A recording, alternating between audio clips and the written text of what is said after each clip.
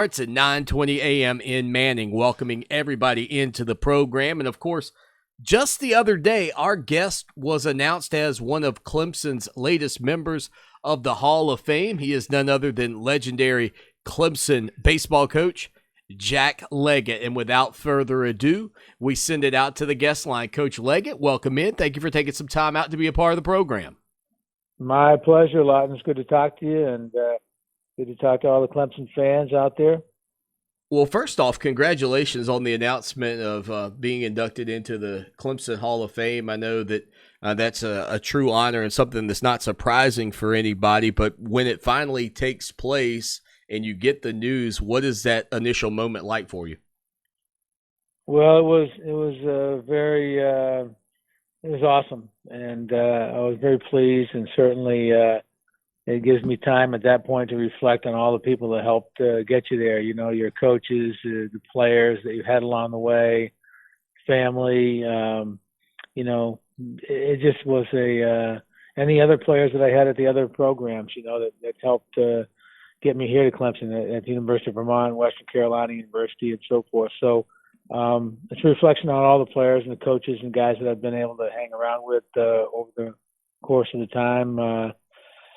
40 years of coaching and the 22 as a head coach and 24 overall at Clemson. It's just the support people that I had in the weight room and Vickery Hall and the academics and secretaries and people in the training room and worked on the field and equipment room. All these guys and people, all these people who were involved were part of this, and I certainly appreciate them all. Not a lot of coaches kind of get to stay in and around the area where they were previously coaching and still be a part of that community. What has that been like for you since 2015 to be there at Clemson, watching Monty Lee in some respects, but also still having those Clemson Tiger fans there to say, hey, Coach, good to see you. Glad you're doing well. Well, I mean, I live up in Greenville now. I stayed in Clemson for a couple of years, then we moved up to Greenville because I really like the Greenville area. We've got some other family up here. So I've got 12 acres out in Simpsonville, out Woodruff Road. It's a really nice area. And so I'm excited about that. So I haven't been back all that much, to be honest with you. I haven't watched many games. I did the first year or so. I watched a couple because we had, a lot of my players were still playing. And so I followed them that way. So it's tough for me to get back right now. So I don't stay in touch with it all that much. I wish I was connected a little bit closer. I haven't been back, but I got involved with USA Baseball, so that kind of took me to, Panama and Taiwan and South Korea and Los Angeles, to do some work with the USA Baseball and Chicago and other places like that. So I've been traveling a little bit with that. That has come to an end. It's probably been a 2-year deal with USA Baseball, I think, but hopefully I'll stay involved somehow because I still got the juice, still got plenty of energy, and still love the game and still love being around people and coaching and teaching the game and competing. And so we'll see where it leads us. And but at the same time, when I do go back to a football game or something like that, people are great and the fans are awesome, and you're signing things and taking pictures and talking to people and they say some nice things. So I had a great experience, obviously, at Clemson, and kind of wish it was still going on. But at the same time, we had some great memories, some great teams, and some. You mentioned you left in 2002 at Clemson, and that was a pretty good team in 2002. And but we had some really good teams and some good success, and we go into the College World Series 6 times and Super Regionals 9 times, and those types of things are all, great accomplishments for our program and for the players that we had and so forth. So I'm hoping that the Clemson fans remember that because that was a great era of baseball that we had for those 22 years and something we're really proud of. Jack Leggett with us here on Clemson Sports Talk, taking a look back at his now Hall of Fame career, which I don't think anybody was denying prior to the official announcement that came out a few weeks ago. And Coach Leggett, I also reflect on the fact that you spent time as an assistant under Coach Bill Wilhelm, and obviously he was the face of Clemson baseball and for many people may still very well be the face of that program. What did you learn from him in your time together, and ultimately, how do you remember your time working with him?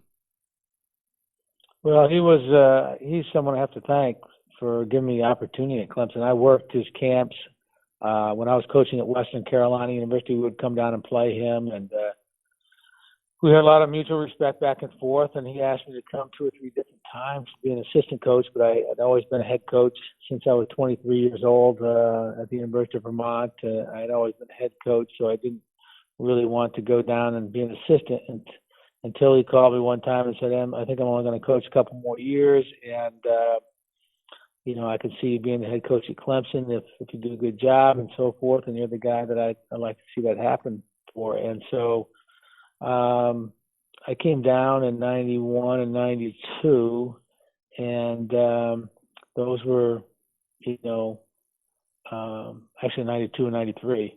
Came down the fall of 91, and they were really good times. I learned a lot about the scholarships and how that works and the recruiting, and we had some I did all the recruiting pretty much, and we were able to get some kids like Shane Monahan and Chris Benson and Billy Koch and Ken Vining and so forth. We really had some good players come in, and so when he did retire in the summer of 93, I guess it was. Yeah. We had a pretty good stable of kids. We had been working hard recruiting, and so we jumped right in and were successful. I think we won 57 games or 54 games that first year, and then went to the College World Series the next 2 years and so forth. And so I think it was a really good transition, and I have to thank him for believing in me and giving me that opportunity to come over and show what I could do and create some good relationships. And then, I have to thank Bobby Robinson and Dwight Rainey, who were the administrators at the time, who, believed in me and saw the progress that we're making and felt like the program was going to be handed off in good hands. And so they had a really good plan of, okay, when Coach retires, how's this going to work out? And so it was a really good, smooth transition. And then Billy DeAndrea was big, also an administrator, and he was what I call my go-to guy. And he was always around helping out in a lot of ways and giving advice. And then Terry Don Phillips was another good administrator that I had that was, very supportive and believed in our program. And all those guys were coaches themselves at one point or another, and so they understood what it was to be a coach and understood what it was like to be in the trenches, and that's why they were good at what they did and very supportive. So I want to thank those guys as well as Coach Wilhelm and for the support that they gave me along the way. 22 seasons as the head coach of the Clemson Tiger baseball team. Jack Leggett, 955 wins during his time there, and you mentioned the early success that you guys had. That would continue throughout your career in Tiger Town. How tough is it to sustain success at that type of rate, especially given the scholarship limits that college baseball coaches deal with? Well, it's tough because you have to really work at it hard, and you got to get some good players, and you got to recruit hard at it, and you got to teach when you get them. And they've got to believe in you. You got to believe in them, and at the same time, they got to want to play hard for you. And that's one thing. We had a lot of success, but I feel really good about the relationships that I had with my players, and had a lot of respect for them. Worked them hard, and I think they had a lot of mutual respect and wanted to work hard for you. So we had a lot of good times. And we had went to the World Series in '95 and '96. And then 2000 and 2002, and then 2006 and 2010, and we were on the verge.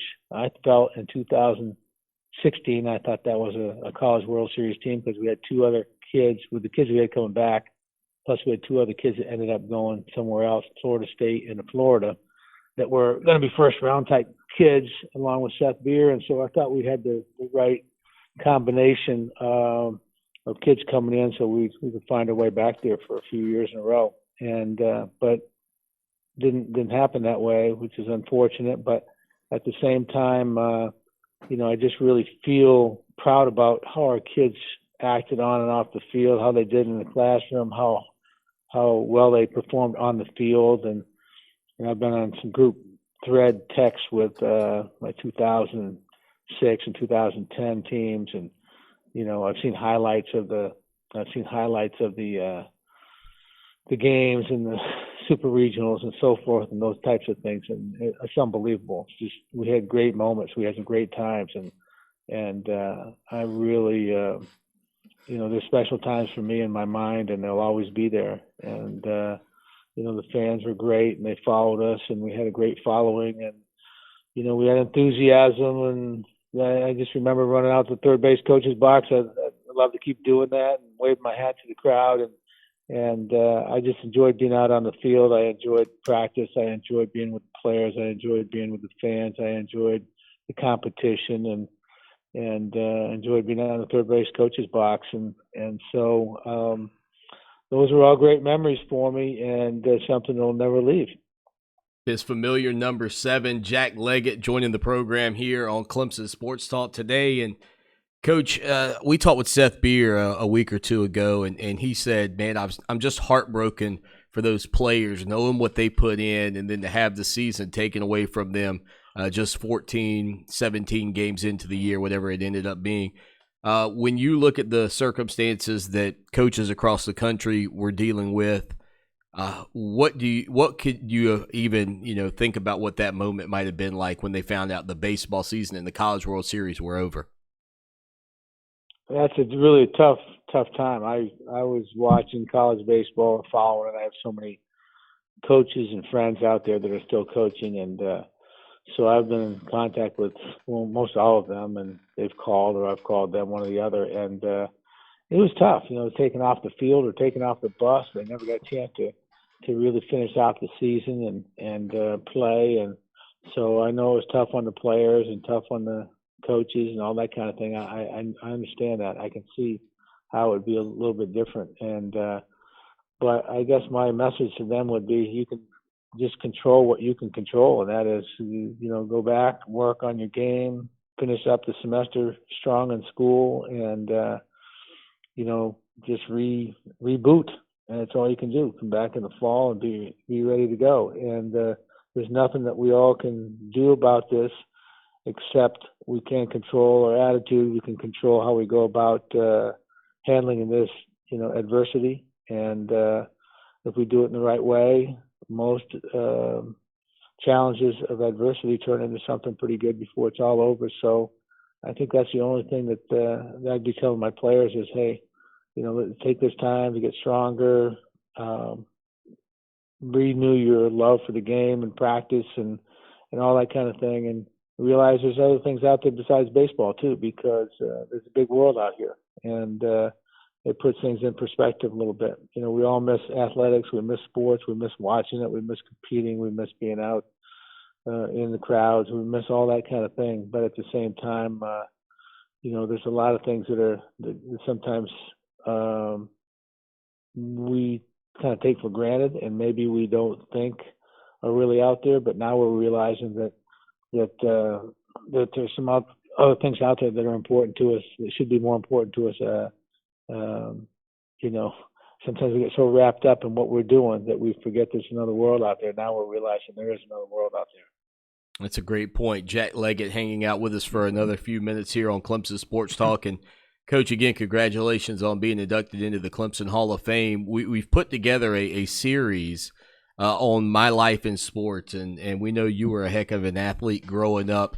Looking back, growing up in New England, what was, when were your earliest memories of sports, or what were your earliest memories of sports? And, maybe when's the first time you recall really becoming competitive to some degree?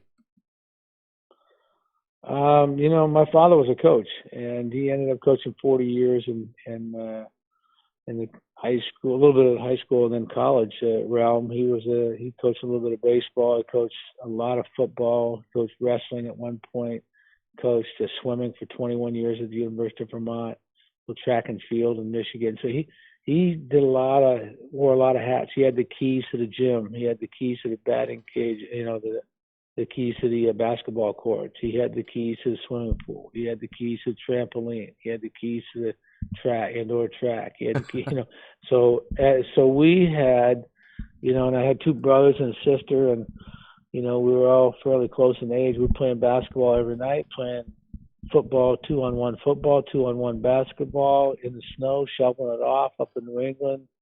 We had our teams picked when we got off the bus, and we were off and playing 11-on-11 or 12-on-12, 13-on-13, whatever football up on the University of Vermont facilities. We had goalposts. I mean, we had great facilities on the practice field, and so we always were playing. And I took a particular liking to football, basketball, and baseball, and played those things all the time, and all the way up through high school. And we won a couple of state championships in baseball, a couple of state championships in football. My last couple of years there, basketball, I was probably as good a basketball player as I was football or baseball, but I didn't have. When I went to college, I knew I wanted to play two of them. I had to narrow it down, and football and baseball kind of worked out best for me because it gave me a little break in between. And so when football was done, I had a couple months there where, I could kind of repair and get ready to go for baseball. And that would be, starting in the middle of January when we came back to school. And so I played both sports all 4 years, captained both teams, and we had some good success. And we went to College World Series when we were in 1976. And actually the same year Clemson went in 1976, so we were out there. We never played them when I was at the University of Maine, but they were in the World Series in a different bracket than we were out there. And so who would know, that, 30 years later or whatever, or 20 years later, I'd be, I'd be coaching at Clemson. And so you never know. It's a small world, and I just knew that I was going to be an athlete. I knew I actually thought I was going to be a football coach, to be honest with you. Well, that's what I was going to ask. When did baseball sort of kind of move to the forefront of your coaching?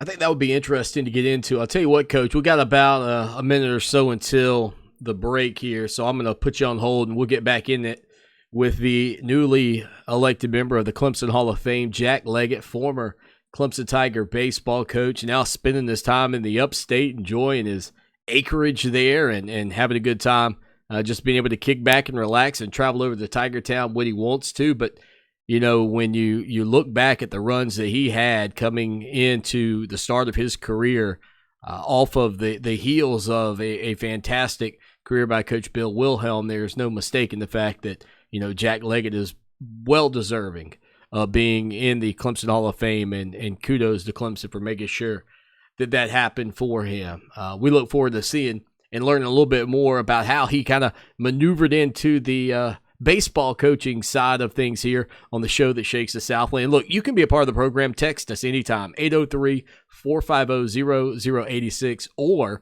if it's easier for you, you can actually call that number now and leave us a message, and we'll work you in. That's 803-450-0086. We'll hit a quick break. We'll come back with the former Clemson Tiger head coach, Jack Leggett, 0086. We'll hit a quick break. We'll come back with the former Clemson Tiger head coach, Jack Leggett. Fox Sports Radio 1400 wants to help with a chance at $1,000. Text the nationwide keyword HOPE to 200-200. You'll get a confirmation text and info. Standard data and message rates apply in this nationwide contest. That's HOPE to 200-200. Now, Columbia's most dependable traffic, sponsored by Pope Davis Tire and Automotive, home of the best tire prices in Columbia, guaranteed. Fox Sports Radio 1400 traffic. A look at traffic shows a wreck on Old Cherokee at St. Peter's, also an accident Hunt Club Road at Hunt Club Forest Drive. If you're stuck, use the 103.5 FM WVOC traffic tip line. The number to dial is 343-1055. This report is sponsored by Unbound.org. Right now, there are young people across the world facing a tough choice: continue their dream of education or drop out to help their family put food on the table. You can help change their future in a single moment. See how far your support can go at Unbound.org. iHeartMedia knows small businesses across sources, providing businesses with stimulus loans, grants, and other financial aid. We also shine a spotlight on small businesses doing good right now. Visit small business. Business is big to us. For 28 years, the professional staff of the Hobbs Group and Hobbs Group Advisors has been dedicated to helping others achieve their financial goals by delivering quality, objective financial and accounting solutions to a diverse client base of individuals and businesses all over South Carolina. We offer tax and audit services, bookkeeping, payroll, litigation support, employee benefits, personal financial planning, investment management, and insurance services. Please call us at 803-799-0555 or visit our website, hobbscpa.com, to learn more about our people and services. Paid non-attorney spokesperson. Attention all women who have been diagnosed with ovarian cancer. Johnson & Johnson's baby powder and shower-to-shower talcum products have been linked to ovarian cancer. In February and May 2016, Johnson & Johnson was ordered to pay $72 million and $55 million by two juries to two women who contracted ovarian cancer after years of using talcum baby powder products. If you or a family member has been diagnosed with ovarian cancer and used talcum powder prior to the diagnosis, call Talcum Powder Help Now today at 800-833-0112. You may be entitled to substantial compensation. The consultation is free and you'll pay nothing unless there is a recovery in your favor. Don't fight this alone. If you or a loved one used talcum baby powder-based products before being diagnosed or died from ovarian cancer, call Talcum Powder Help Now at 800-833-0112. 800-833-0112. 800-833-0112. Paid for by Bar Justice. Sharing has never meant as much as it does now. We share the things we love most in life for the world to see. But what if we could actually do more with our sharing than just collect likes? What if this sharing could be used to make a difference? Now there's a place where we can put all that sharing to good use. The National MS Society is asking people to make a difference and share what they love with someone else who loves it too. Whether it's surfing, dancing, or whatever is important to you, we've created a place that'll help you get your experience out to the world. If you have a story, share it. If you have a solution, share that too. Join us at wearestrongerthanms.org, because together, we are stronger. Follow Clemson Sports Talk on Twitter at Clemson Sports. Now more of Clemson Sports Talk. Take it away, Dad.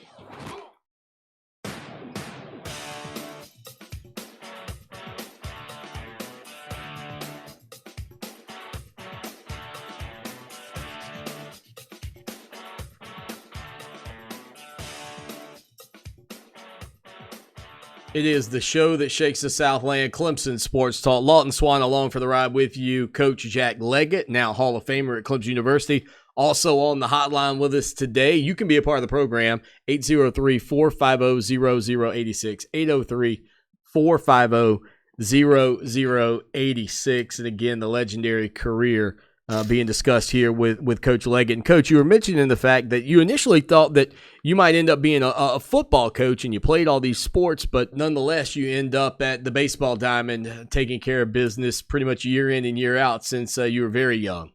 Well, I was a defensive back in football. I played every down, captain of defense in football. It was 52 monster defense. I was the monster man. So I was going to tackle you.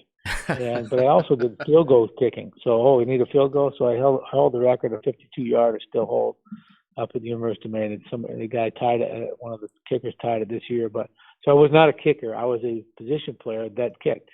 And so I kicked soccer style. And I had been told I could kick in the NFL. So I went back to Burlington, Vermont after graduating from the University of Maine. I went back and I was my leg was in great shape, and I was going to go to some camps, in June or when they opened, and so I was kicking in the field house at the University of Vermont and feeling really good about myself, and I felt like I could go and give that an opportunity. And the assistant AD at the University of Vermont walked through the field house when I was kicking one day, and he goes, "You want to coach the club baseball team for $600?" And I knew I wanted to get into coaching, but all my orientation was football. I love baseball, but let's I knew I would coach one or the other. I knew that because I love both sports. And I said, it took me a day or so, and I said, I came back to him and said, I'm going to do it. I'm going to give up this other dream, and he says, we're going to turn it into a varsity sport in July with lacrosse and gymnastics, baseball. All three are going to become Division I sports in July. So if you do a good job coaching this team, you could be our head coach at 23 years old. Wow. And so I coached the club team. We played 20 games. We went 11-9, and those guys still keep in contact with me. They're the same age I am. I was 20. I saw them in the hockey warming hut and met them. It looked like the Bad News Bears. They had bandanas on and earrings, and it was like, holy cow, it was like the Bad News Bears. And so I said, okay, we're going to treat this like a Division I baseball program. If you're in, you're in. If you're not, you're not, because this is how it's going to go. And they were used to kind of a loose atmosphere. And so we did some good things. It turned into varsity sport in July.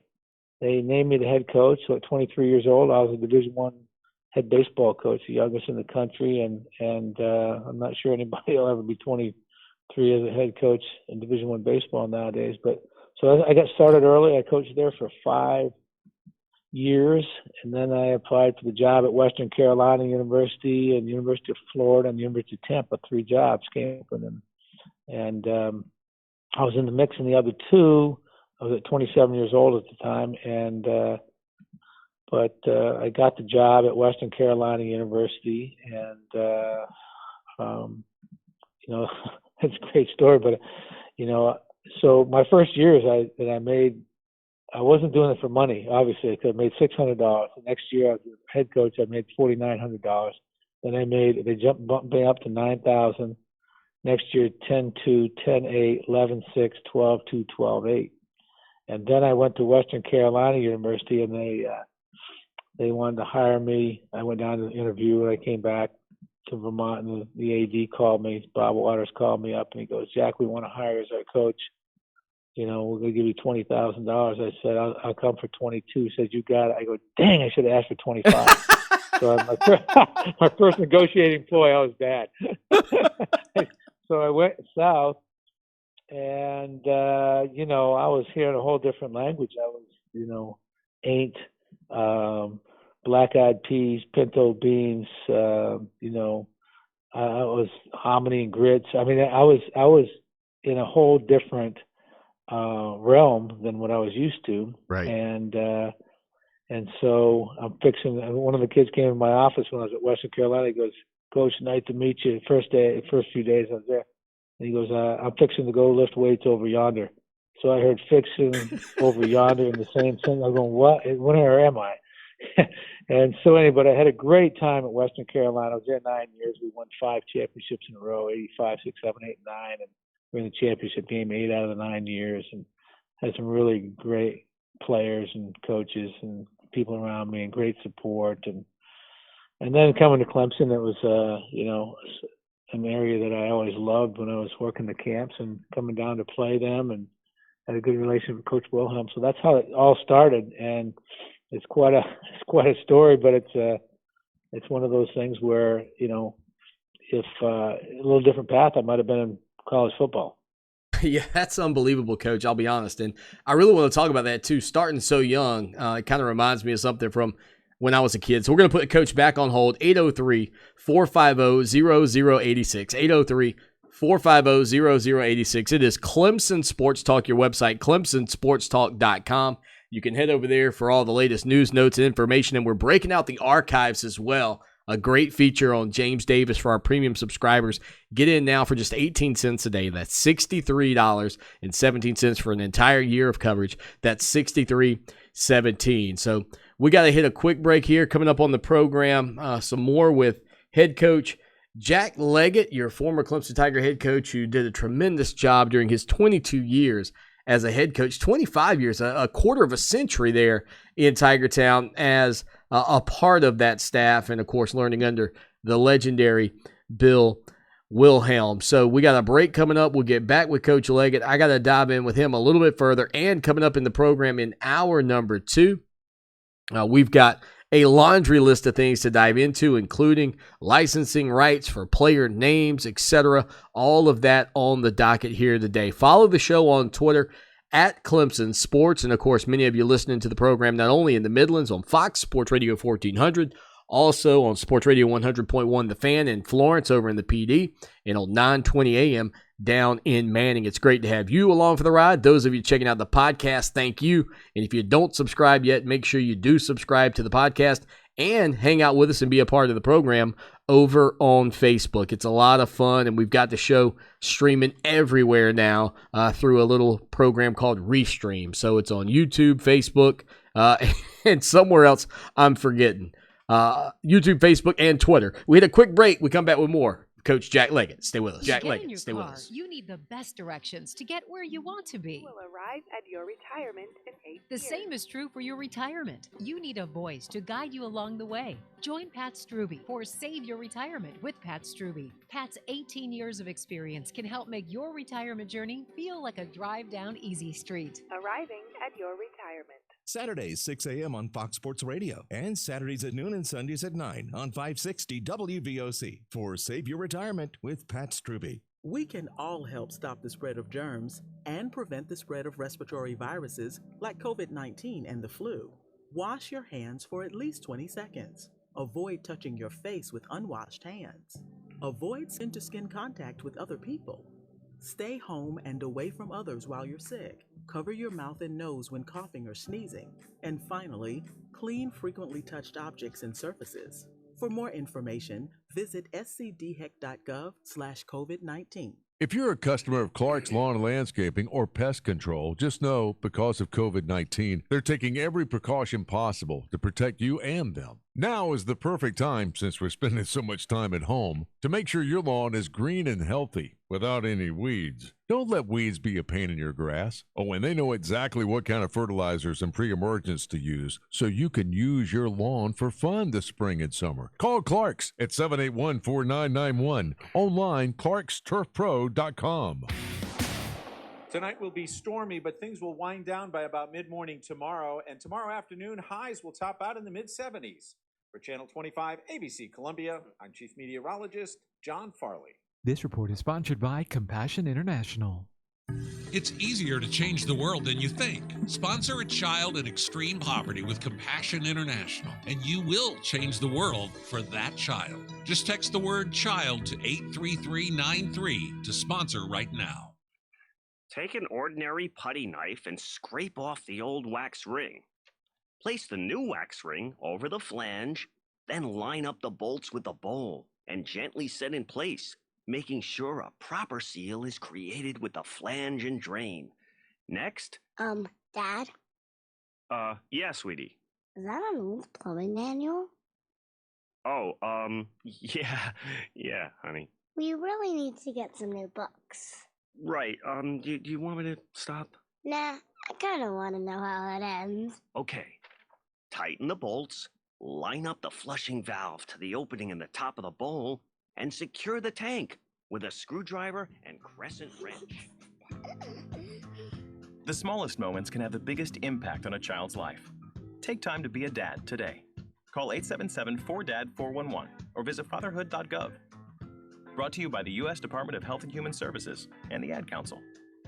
Jill, why don't you tell the class what you did this weekend? Well, my dad and I went in search of some magical minnows and found a zillion of them in the stream from our lookout rock.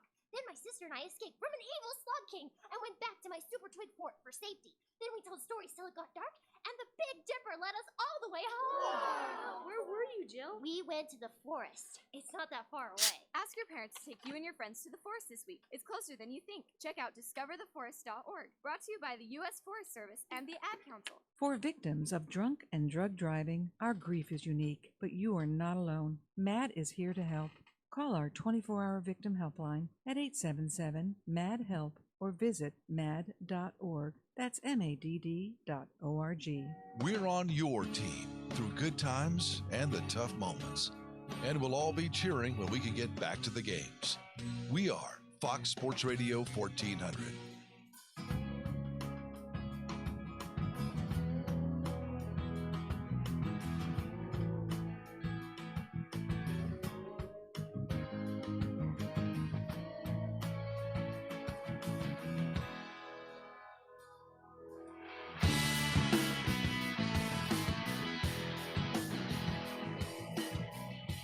It is the show that shakes the Southland. Clemson Sports Talk. Lawton Swan back at it. Jack Leggett, Hall of Famer. Jack Leggett on the line with us, former Clemson Tiger head coach. Coach, you were mentioning the fact that you were so young getting into this business. It reminds me a little bit, ironically, of when I was a kid and my dad was the principal at the high school, and there were student drivers of the buses. Like nobody's letting a student drive the bus in this day and age today, right? I was recruiting at Western Carolina, and I was going out to 3 or 4 schools a day. I took a week, and I went to up in the Greensboro area, and then I went down to Greenville, and I was down. Then I would over in Charlotte area and that kind of thing. And I would go to 3 or 4 schools a day and talk to the coaches and the players, and just kind of promote our program at Western Carolina and hope to get some players out of it. But I went over toward Forest Hills High School, and one of the best players I ever recruited named Freddie Haley. And I go into the high school, and I go see the high school coach. I go, "Is Freddie here?" He says, "Yeah, he should be back in about 15 minutes. He's driving the school bus. He's driving kids home." I go, "What?" He's in a yellow school bus, so he drives up in a yellow school bus, gets out, comes in the office, and we're talking. I'm going, this would never happen. But I can never see a high school kid driving a school bus, dropping people off after school. And I watched him practice, and then play a game and all that kind of stuff. Well, but a lot of people wouldn't have thought a 23-year-old would turn it into a Hall of Fame career, Coach, but you did that. Congratulations. I mean, most people would say, "Oh, that guy's he's out of here in 2 years. He'll be trying to kick in the NFL." But great job, Coach. I appreciate you. I know Tiger fans are rooting for you, and glad you're still in the upstate and able to get over to Tiger Town from time to time, and still, as you mentioned, hold that 52-yard. I'd like to see they have to measuring stick that one for me to let me know for sure that my record got broken. That was at the University of Delaware on a clear day, but the guy who tied it this year at the University of Maine, I guess it was last fall, or maybe the fall before, Coach called me and said, "Hey," it was about 10 o'clock at night. "I just want you to know the guy tied your field goal record." I said, "Well," so I called the kid up and congratulated him. I just said, "I just want you to know mine was 52.5 against a strong wind in a blizzard." He started laughing, but he appreciated the call. But anyway, so it's still hanging in there. It's been hanging in there for 45 years, since 1975. Unbelievable. Unbelievable. Well, Coach, look, take care. We'll get you back on soon. Right. Congratulations again on your induction into the Clemson Hall of Fame. That's an awesome honor, and best of luck. Stay safe. All right. Well, I appreciate it a lot, and thanks to all the Clemson people out there. And I appreciate my time, and had a great time with it, and a lot of great memories. So thanks for the call. Appreciate it. Jack Leggett on the show that shakes the Southland. Always fun getting a chance to catch up with guys who have coached in Tiger Town and players who have played in Tiger Town. And that's one of the things that obviously we're trying to do a little bit more for you here on the show that shakes the Southland. As a matter of fact, tomorrow, a big former Clemson Tiger basketball player going to be coming on the program, a big name that you know from the past. We'll save that. We'll keep you around. We'll make you come in and see the show tomorrow to see who that is, but that's going to be awesome.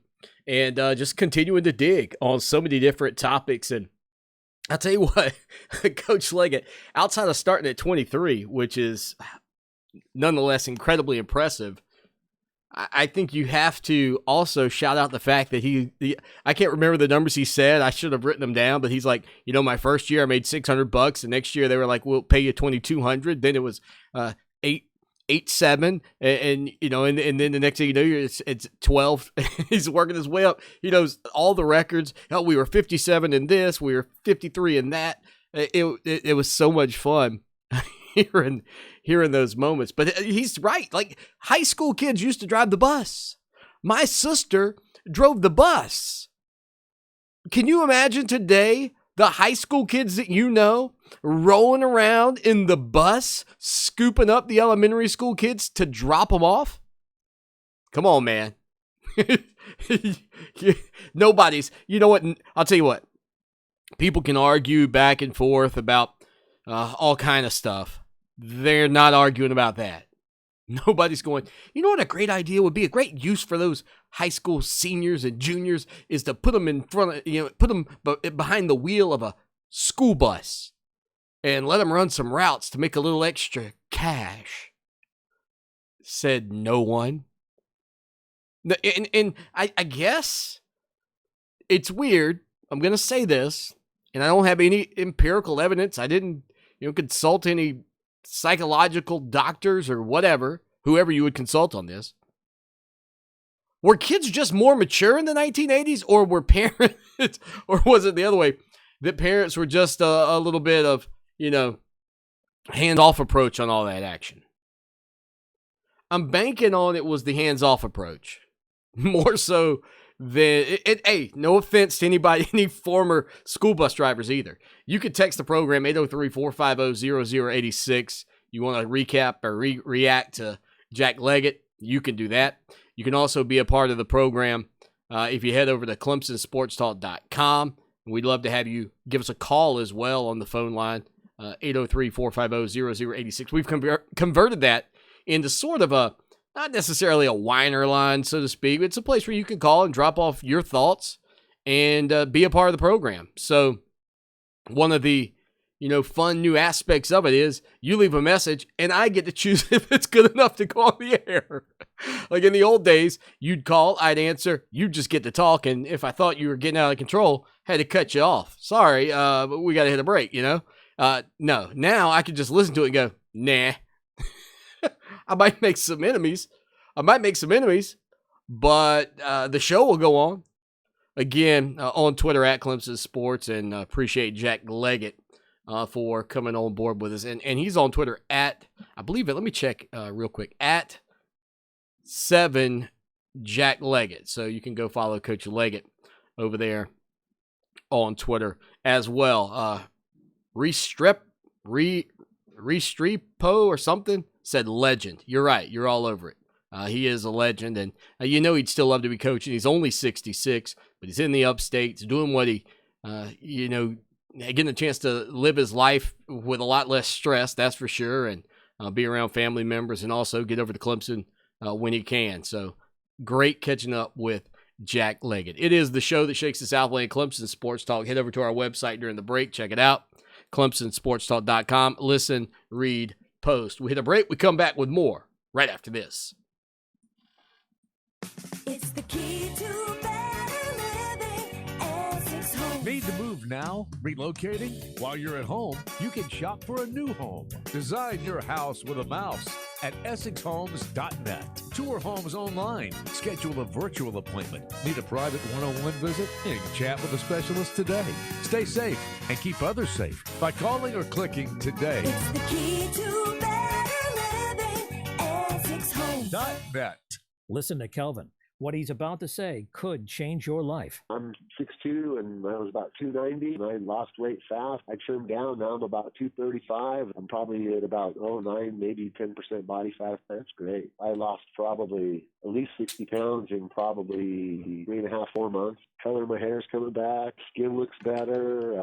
Obviously gaining muscle. My muscle mass is coming back. Thank you for providing an awesome product. Somebody who actually has and does what they say they will. That's awesome. That's great, Kelvin. Losing that belly fat in less than 4 months is outstanding. Since 2004, Andro 400 has been changing men's lives, like Kelvin, and can help you lose belly fat, gain energy, and improve your lifestyle. We guarantee it. Go to andro400.com for more true testimonials, before and after photos, and special discounts. Only available on andro400.com. andro400.com. A good listen makes for great company, and Audible is here for you. Whether you want to stay productive, learn something new, or grab some me time, Audible has a title for you. You can listen anytime, while you're cooking, staying fit, or with the whole family on Alexa.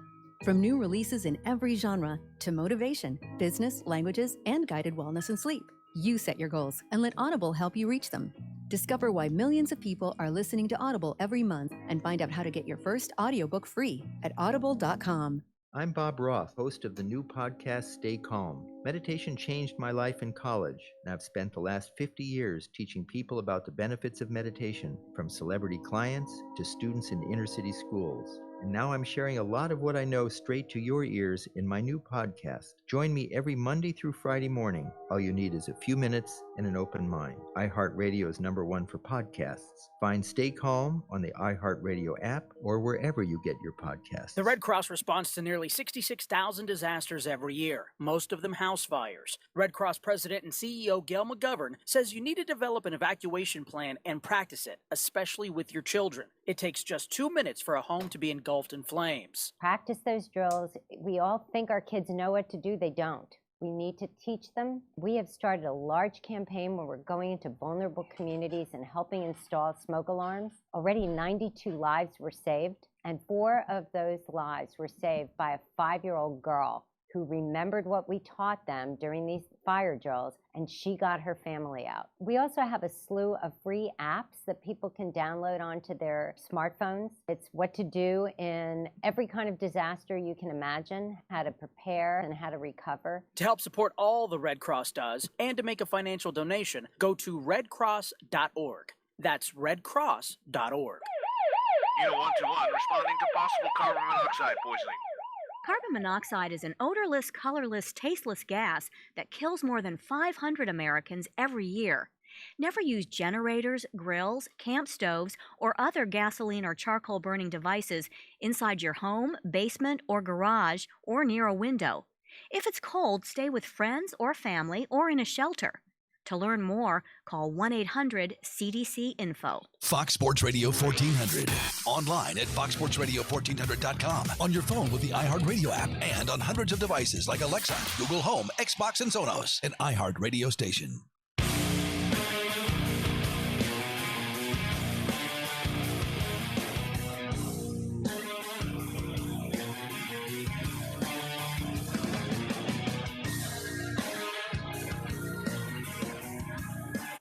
The show that shakes the Southland, Clemson Sports Talk. Lawton Swan, thank you for being along for the ride. Having a good time on Twitter at Clemson Sports, where, golly, it's nearly 24,000 people now follow us. I'm blessed to have that following and blessed to have you here every day to talk about your Tigers, to get set for the potential of a college football season. Again, Jack Leggett was just on the program. Amazing. We may reset some of that for the folks tuning in hour number 2, which is right around the bend. Also from the archives, a new series for our premium subscribers on ClemsonSportsTalk.com got started today with a feature from a interview that we had with James Davis from 5-6 years ago. So that's up, and a great opportunity for you to catch up on some things that maybe you didn't get to see, hear, or know about because, one, our website certainly wasn't in the capacity that it is now, and 2, our ability to reach so many of you, not only in the Midlands, but in the PD and in the Low Country, did not exist to the degree in which it currently exists. Some bad news, not necessarily out of Tiger Town, but related to Tiger Town and on an ironic front. Actually, I think one of the gentlemen I went to high school with who is related to this young man actually texted me today, sort of out of the blue, which was kind of weird. But Kansas City Chiefs and former Clemson defensive back Bashaud Breeland was arrested yesterday afternoon up in the York County area. I don't know if you saw that. We put it out on ClemsonSportsTalk.com. According to WBTV, Breeland, who won a Super Bowl this past year with the Chiefs, had an interception there in the second quarter, the first turnover of the game. He's recently signed a $4.5 million deal. According to a report, he was booked on charges that included driving without a license, which is one I cannot figure out. 2, driving with an open container of alcohol, possession of marijuana, and resisting arrest. So those were the 4 charges against Breeland. The Kansas City Chiefs are aware of the situation, but not a great look, not a great week actually for a couple of former Clemson Tigers. You may have seen that Ben Boulware was taken into custody over the weekend for a DUI, but for Breeland, a lot here on the line, I would say, just from that standpoint, simply given the fact that, this is a guy who was a contributor to the Super Bowl Kansas City Chiefs. Again, I am one of those people that is all in favor of innocent until proven guilty. All the things that come along with living in the land of the free and the home of the brave. Breeland was released from jail on Tuesday night with a $2,362.56 bond. And according to reports that are out there, Breland could potentially serve a 4-game suspension from this circumstance. So just sort of up in the air right now with what could happen as he had an issue with a separate substance violation in the past. The NFL Network first reported on that punishment, potentially identifying it as a 4-game ban. Breland is appealing the punishment, according to sources. So not awesome news right there for a former Clemson Tiger. Again, one of the things we've championed here on the program for so many years, though, is what these guys have done specifically while they're at Clemson. And obviously, you're going to run into some bumps in the road with any former athlete from time to time. And I shouldn't say that as if any former athlete's going to have this happen, but any former athlete could potentially have something like this happen. And again, it's no reflection on your program. These are personal decisions that are made by these individuals. And again, innocent until proven guilty, and they'll get their day in court to say otherwise. On the flip side of that, I will say, I don't know about you guys, but I brought up the part about not having your license on you or driving without a license. I'm assuming that's different. I'm not a lawyer. I'm assuming that's different than driving on a suspended license or even not having a license at all, like you've never gotten a license. But one thing I do as like a just in case, and I have no idea if this would help, but I keep a photo of my license on my phone, just in case, front and back, just in case, you have one of those days where you're getting in the car to run out somewhere to the grocery store, but you've put your wallet in the other car and you forget that you got it. One of those days you don't pat your pockets before you get in. You know what I'm talking about? And I don't have a wallet. I do a money clip, deal. So I don't really carry a whole lot of cash. I certainly can put on a pair of basketball shorts and not have any idea I don't have my wallet with me if I'm not, or my license and materials with me. So I always have that as a backup. I don't know if that would help me in a situation where I get stopped for some sort of violation. But I like to think that the officers would look at me and say, you know what, Swanee? You tried. There was effort. Like, you were proactive to the fact that there could be a potential that you don't have your license on you at some point if you get stopped.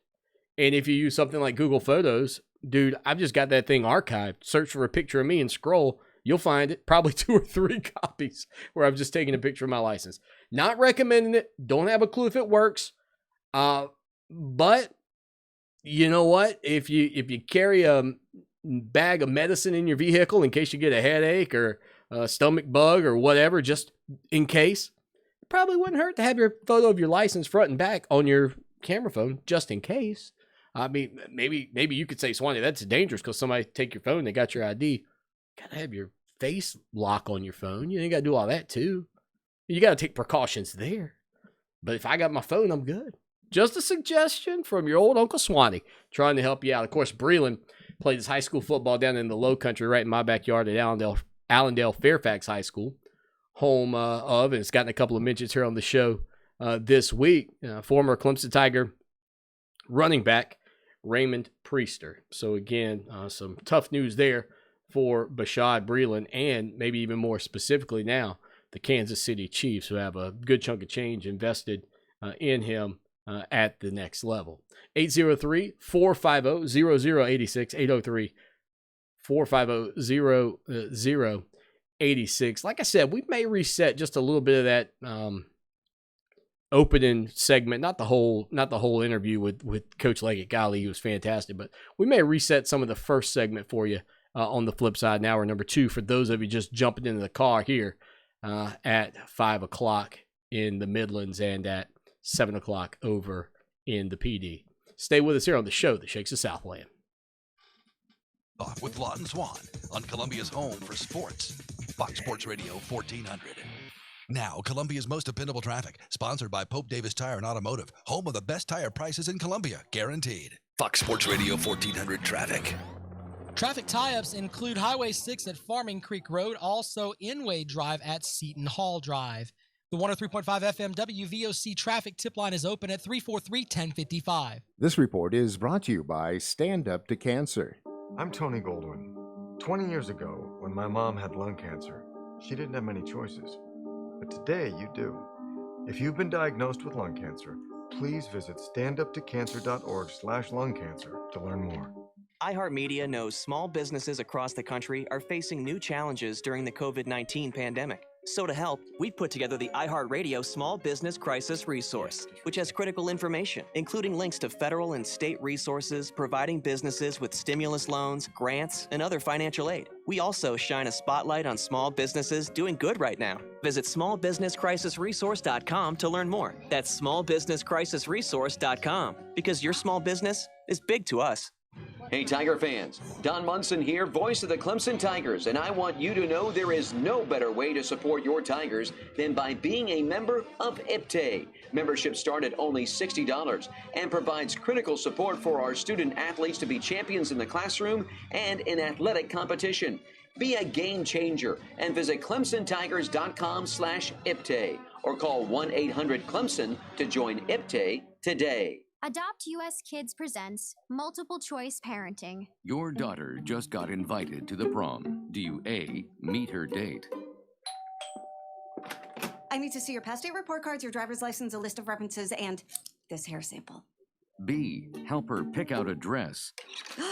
Don't you just love the long sleeves and turtleneck on this pantsuit? Ugh. C, attend the prom undercover? Mom, what are you doing here? I'm not Mom, I'm Calvin, the new kid at school. Or D, capture her big moment? Let's take a photo of you two. I'm in the middle.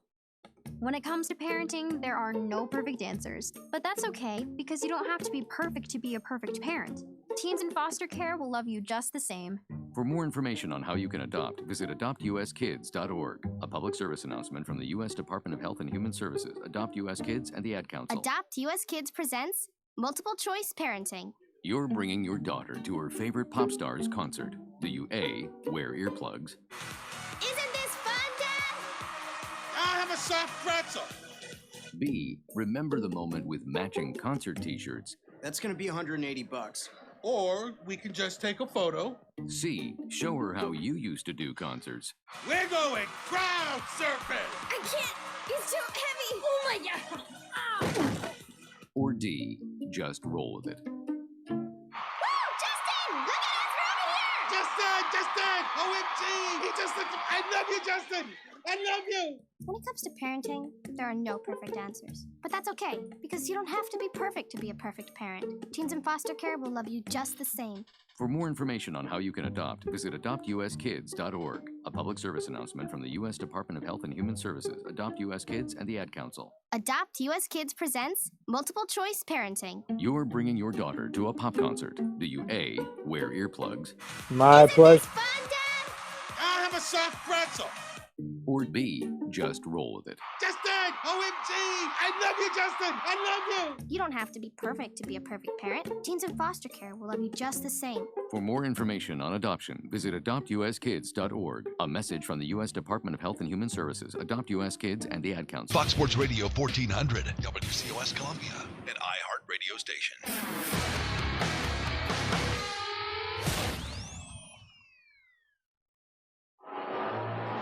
It's time for Clemson Sports Talk with Lawton Swan. Ready, set!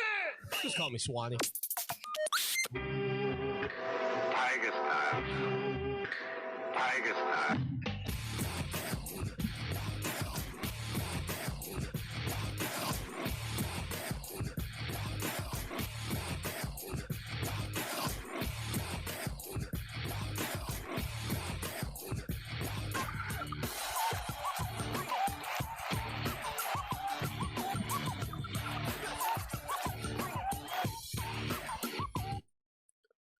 It is hour number 2.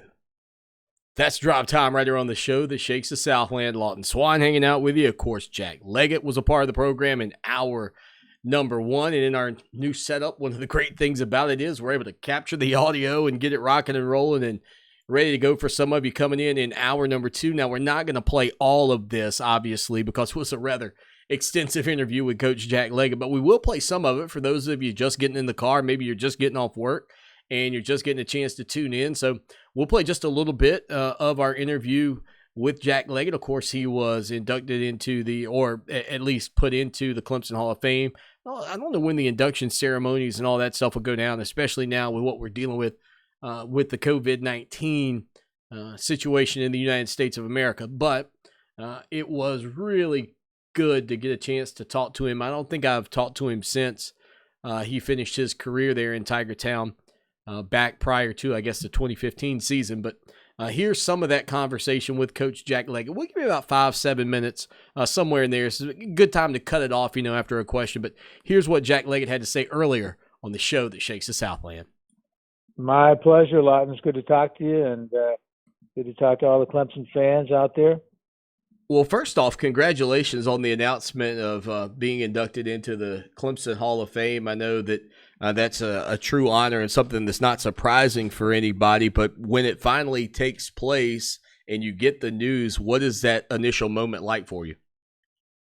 Well, it was very it was awesome, and I was very pleased, and certainly it gives me time at that point to reflect on all the people that helped get you there. Your coaches, the players that you had along the way, family. It just was and the other players that I had at the other programs, that helped get me here to Clemson at the University of Vermont, Western Carolina University, and so forth. So it's a reflection on all the players and the coaches and guys that I've been able to hang around with over the course of the time. 40 years of coaching and the 22 as a head coach and 24 overall at Clemson. It's just the support people that I had in the weight room and Vickery Hall and the academics and secretaries and people in the training room and worked on the field and equipment room. All these guys and people, all these people that were involved were part of this, and I certainly appreciate them all.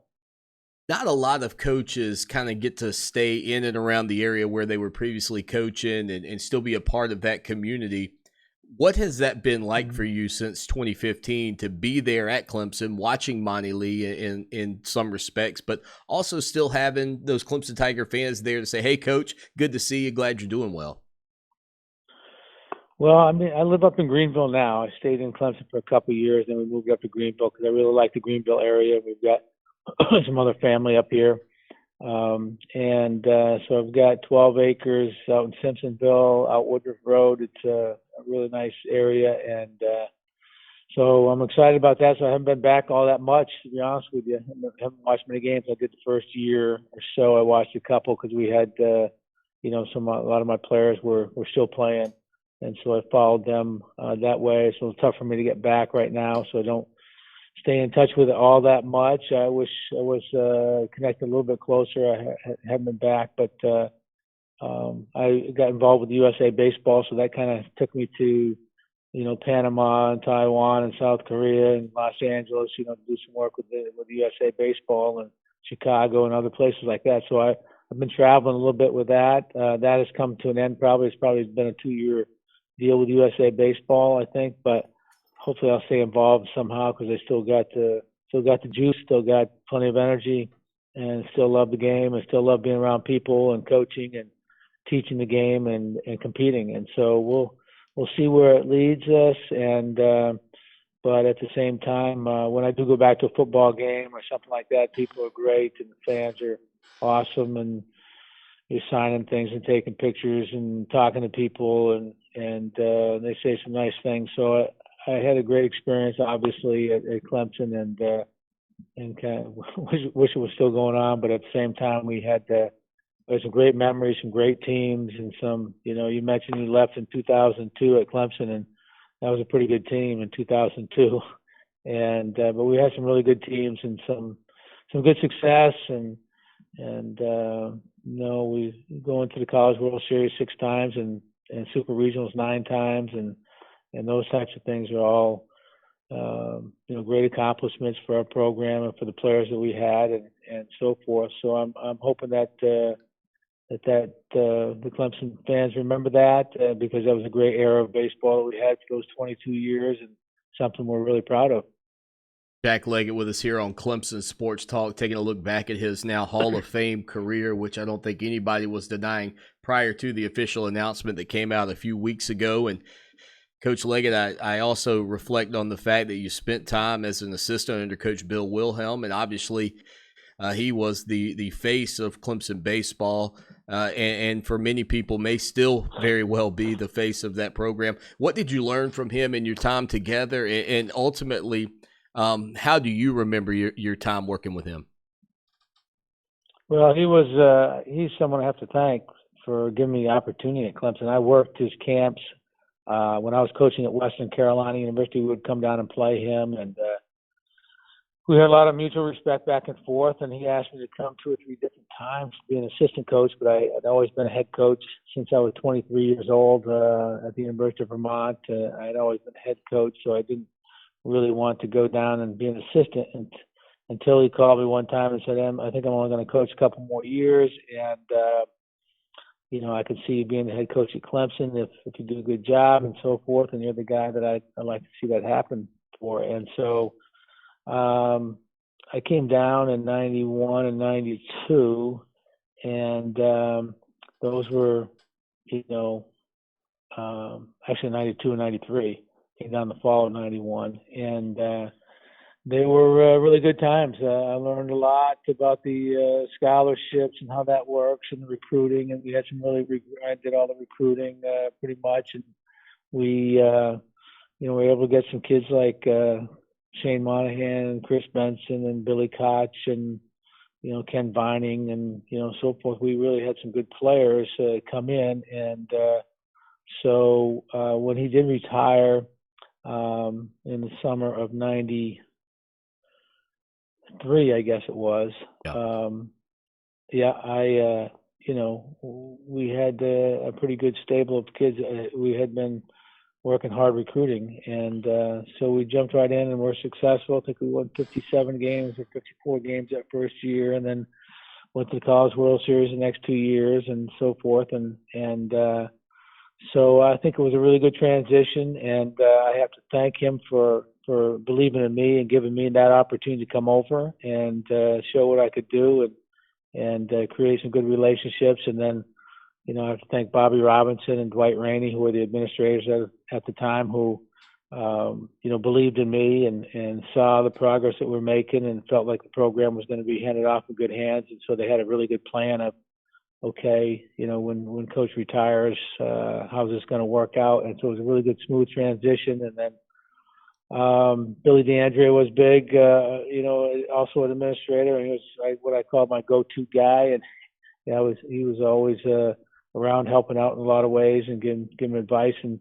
then Terry Don Phillips was another good administrator that I had that was, very supportive and believed in our program. And all those guys were coaches themselves at one point or another, and so they understood what it was to be a coach and understood what it was like to be in the trenches, and that's why they were good at what they did and very supportive. So I want to thank those guys as well as Coach Wilhelm and for the support that they gave me along the way.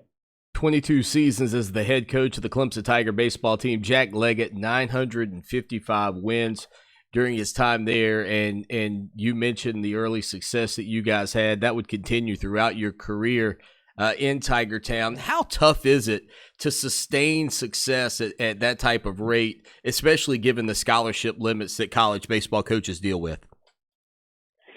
Well, it's tough because you have to really work at it hard, and you got to get some good players, and you got to recruit hard at it, and you got to teach when you get them. And they've got to believe in you. You got to believe in them, and at the same time, they got to want to play hard for you. And that's one thing we had a lot of success, but I feel really good about the relationships that I had with my players, and had a lot of respect for them. Worked them hard, and I think they had a lot of mutual respect and wanted to work hard for you. So we had a lot of good times, and we had went to World Series in 95 and 96, and then 2000 and 2002, and then 2006 and 2010, and we were on the verge.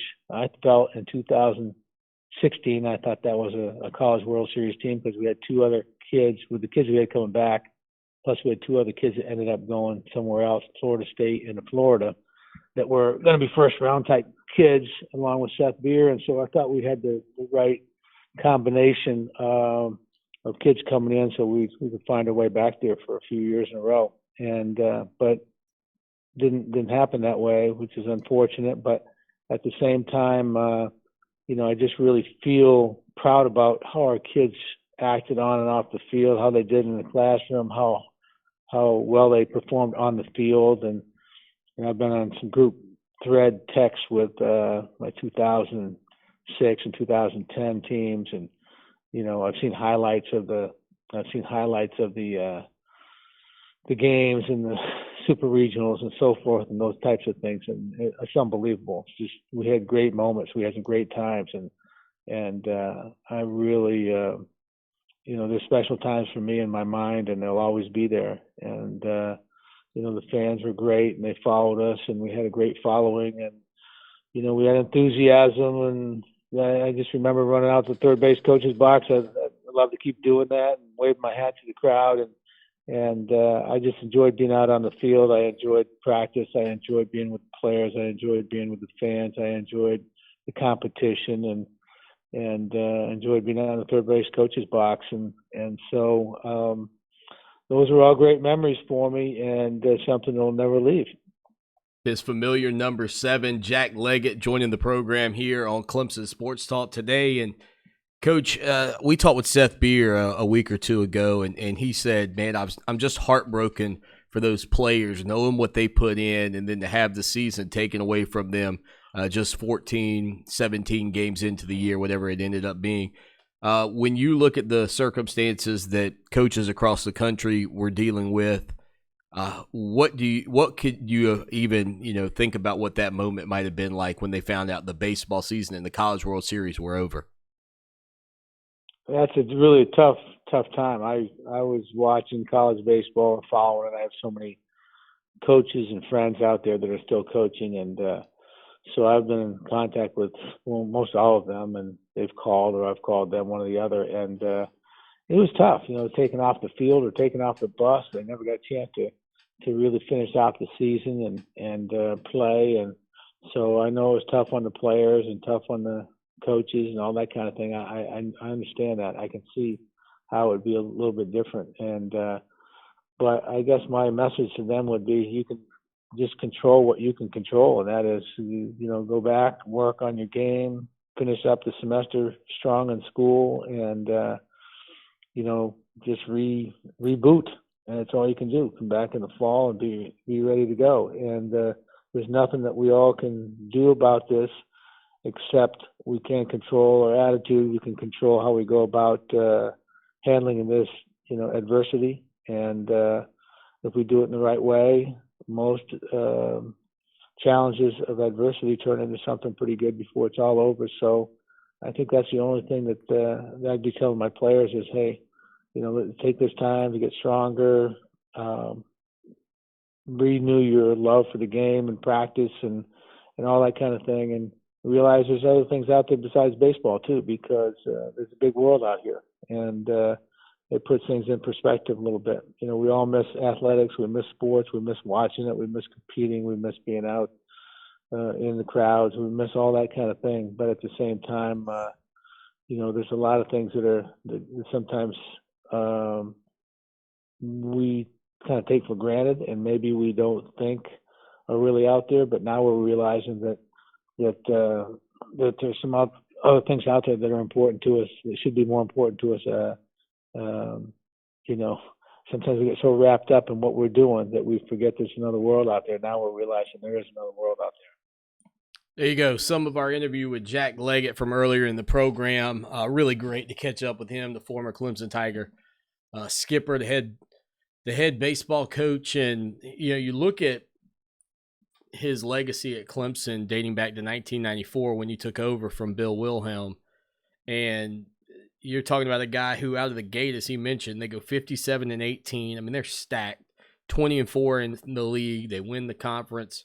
They finish first place in the ACC. They get to the NCAA regionals the following year with Billy Koch and Chris Benson and those guys.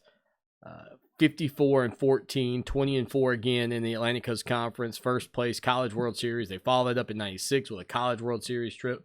I mean, they were churning along. And you know what? I think looking over the laundry list of his resume, one of the things that really stands out is that the 2002 Clemson baseball team that went to the College World Series, all of that, as good as that team was, and looking at, they finished fourth in the ACC. That team was 16-8 in the league. They were 54-17 overall, and they finished fourth in the league. They were a College World Series team. So it's one of those things where you just go, man, thinking back, so many of you guys who were, and so many of you ladies who were, Clemson Tiger baseball fans for so many years, went out to the ballpark to be a part of that and to not just appreciate what Jack Leggett had built, but to kind of carry on the tradition that was created under Bill Wilhelm. And when you consider the fact that Wilhelm's career went back to 1958, you're I mean, it's just the Atlantic Coast Conference. The Atlantic Coast Conference had barely been around when Bill Wilhelm takes over in 1958, and he coaches till 1993. Just unbelievable that you had two head coaches in baseball. And Monty Lee is 43. I mean, he's my age. He's got plenty of tread left on the tire. You could have Monty Lee coach. I mean, again, people are going to demand that he has success, but it's feasible to believe that Monty Lee at 43 coaches another 20 years. That takes you up to 2040 if he gets things rocking and rolling. Steps away at 63. And you're talking about three coaches nearly spanning a century in college baseball in Tigertown. Nearly. I know there's some work left to be done to get from 2040 to 2058, but it ain't much work in the grand scheme of things. 803-450-0086. That is the text line.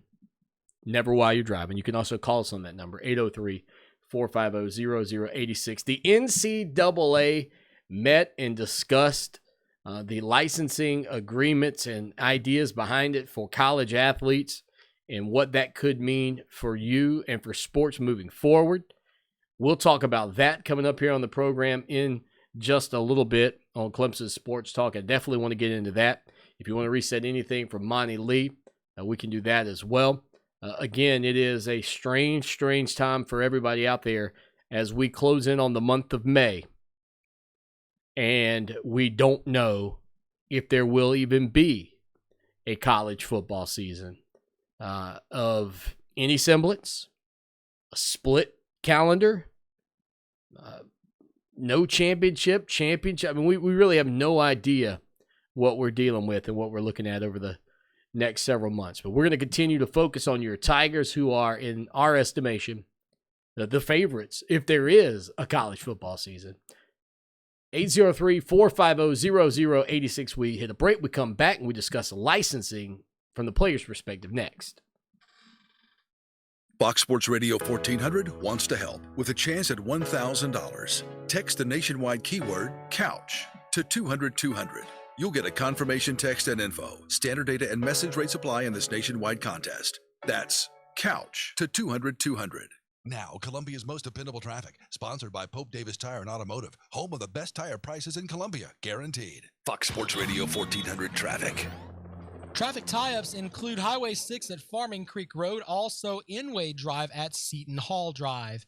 The 103.5 FM WVOC traffic tip line is open at 343-1055. This report is sponsored by AARP and the Ad Council. For those fortunate enough to care for the person who has always been their hero, AARP is here to help. Find the care guides you need to help, complete with tips and resources. at aarp.org/caregiving. Brought to you by AARP and the Ad Council. The CDC recommends cleaning the hard and soft surfaces in your home to lower the spread of viruses. Zero Res is committed to help. Get 3 rooms of carpet clean for only $119 and a complimentary cleaning and disinfecting of common touch surfaces. Visit ZeroResColumbia.com. Hey, Tiger fans. Don Munson here, voice of the Clemson Tigers, and I want you to know there is no better way to support your Tigers than by being a member of IPTAY. Membership starts at only $60 and provides critical support for our student athletes to be champions in the classroom and It's ups and downs. Sometimes it's little things like hitting every red light or dropping your cell phone. Maybe it's the bills, rent, or pressure at work. But when it comes to the South Carolina Education Lottery, you should never feel like playing will solve everything. The lottery is a game. It's played for fun. So set a dollar amount. Expect not to win and make sure responsibilities, family, friends, and work come first. Carolina history. Our new 10-story patient tower will help us take better care of patients, including the tiniest infants who need special attention. It will also make room for the growing number of patients who need surgery and intensive care. At Lexington Medical Center, our mission to serve our community never wavers. We're here when you need us today, and we'll be there when you need us tomorrow. Roxanne Watson is on a mission. Hello, how are you doing today? She wants more people to register as organ, eye, and tissue donors. Are you an organ donor? Yes, I am. Yay. My goal is to sign up the most people in the United States.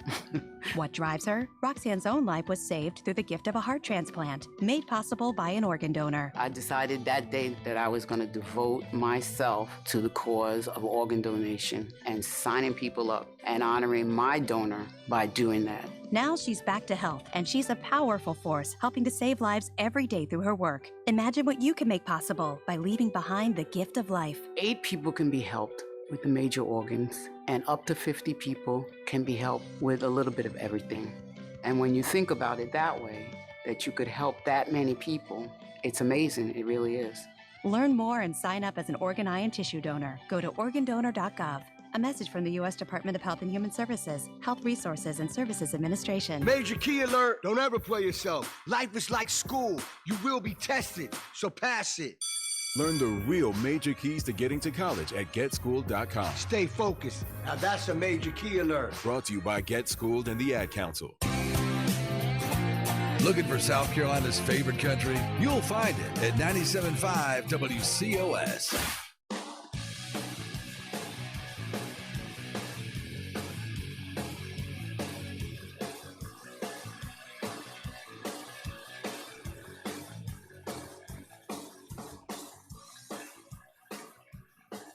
The show that shakes the Southland, Clemson Sports Talk, Lawton Swan with you. Thank you. Thank you to everybody listening to us in the Midlands on Fox Sports Radio 1400. Everybody listening to us in the PD on Sports Radio 100.1 The Fan. Those of you on 920 AM in Manning. Thank you to Coach Bill Wilhelm. Again tomorrow, former Clemson Tiger basketball player stepping into the arena. Going to be fun. And let me ask you this. If you're on Facebook, right, and you're coming across this video right at this moment, do me a favor, because I'm still testing the chat. I don't know if people understand what I mean by chatting live during the show, but you have to actually click on the video to chat. Like if you just say something below it, and that's what I'm afraid people are doing, I don't see that. So I can't engage in that. So if you've done that and you want me to engage in something you've said, you need to actually click the play button on the video and then go over there. I think there's like a window that you can chat in. You chat there, I should get that. And I've gotten several messages, but not nearly as many as it appears I should be getting. And I'm thinking that's the case, because on Facebook, we're just used to writing underneath. If you're on Periscope, welcome. How y'all doing? Good to have you. YouTube as well.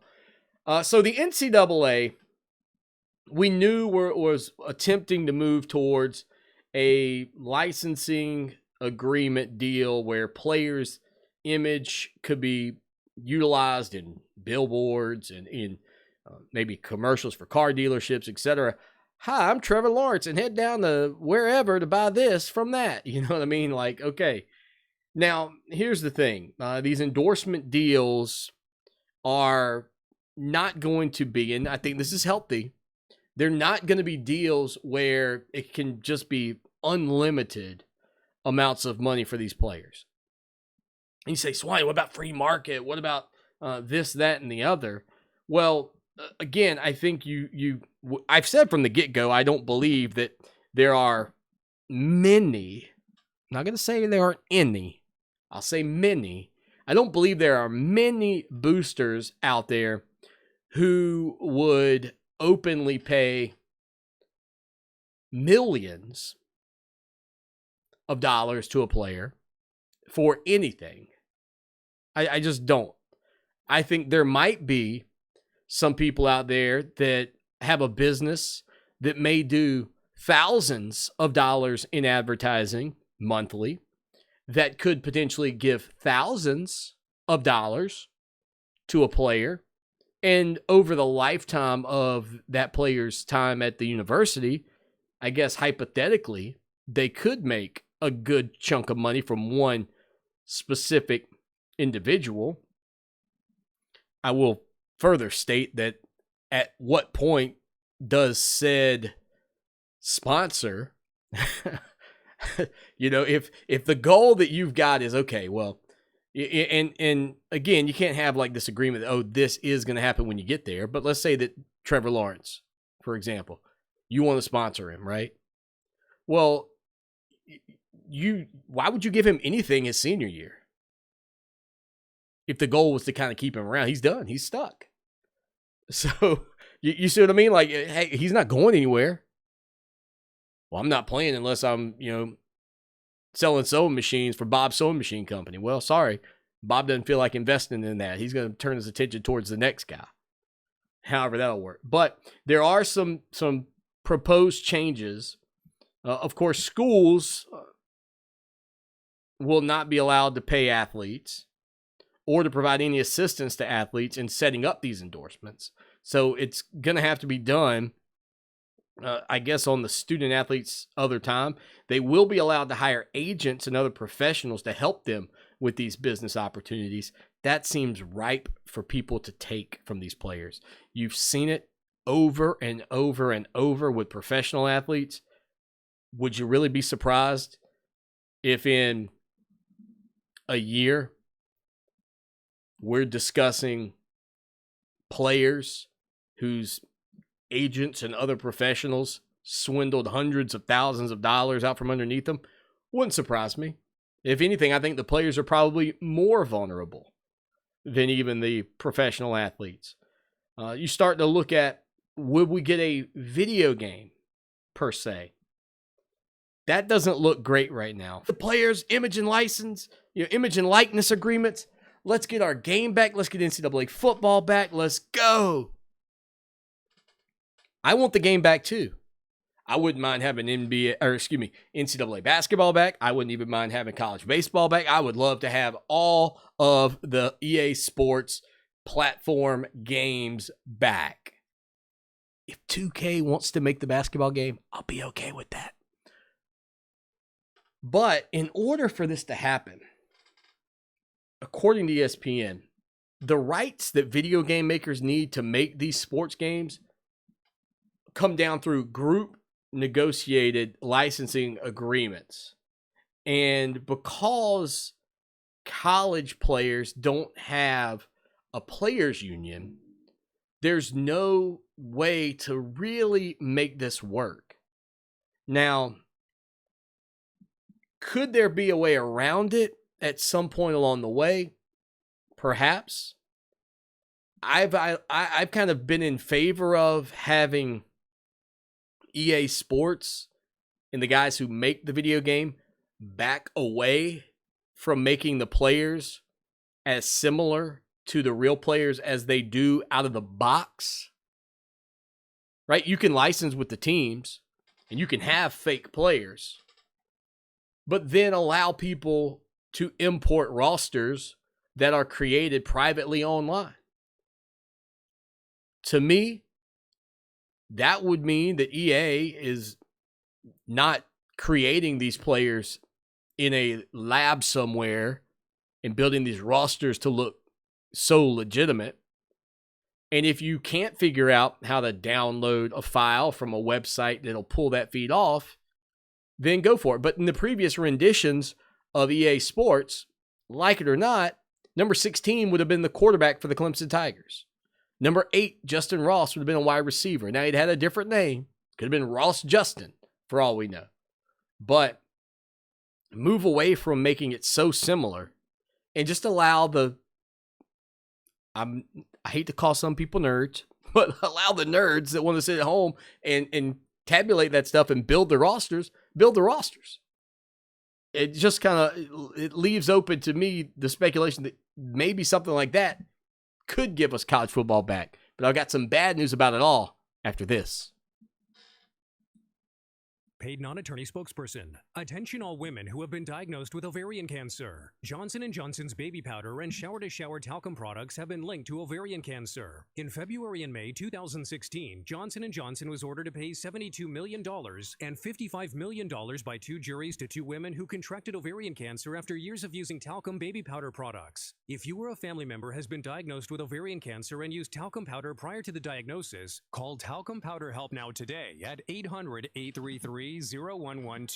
You may be entitled to substantial compensation. The consultation is free and you'll pay nothing unless there is a recovery in your favor. Don't fight this alone.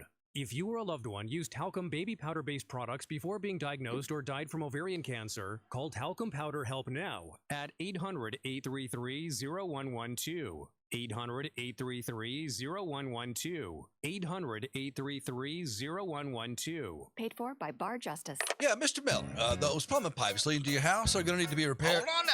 No, sir. You see the sign yard of the month there? Now, you going to tell me you want to dig up my yard? Well, I'm going to tell you.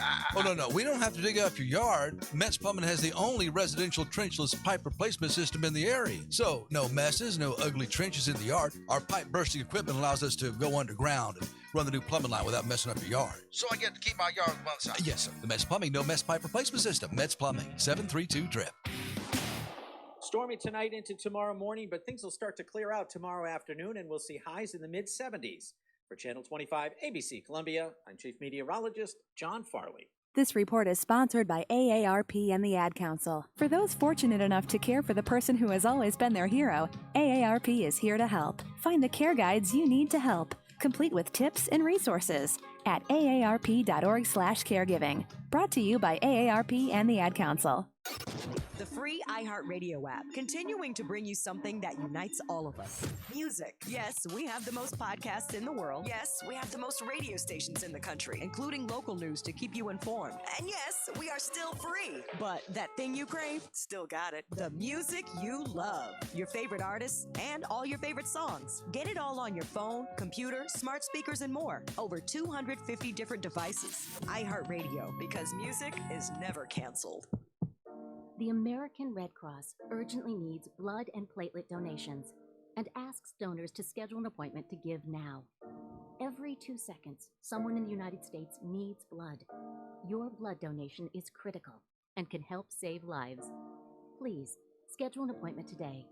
Download the Blood Donor app, visit redcrossblood.org, or call 1-800-RED-CROSS today. You can make a difference. You're not wired to have a response to this sound. You're neutral to it. You hear it every time you finish a meal and never feel anything. But if we were able to associate this sound with a new stimulus, save the food, we've achieved pulling a natural response from you. Save the food. Why are we doing this, you may ask? Save the food. Because this ad is trying to change your after-meal behavior through brainwashing. Because food waste costs the average family $1,500 a year. Save the food, cha-ching! And $1,500 extra bucks is like getting a pay raise.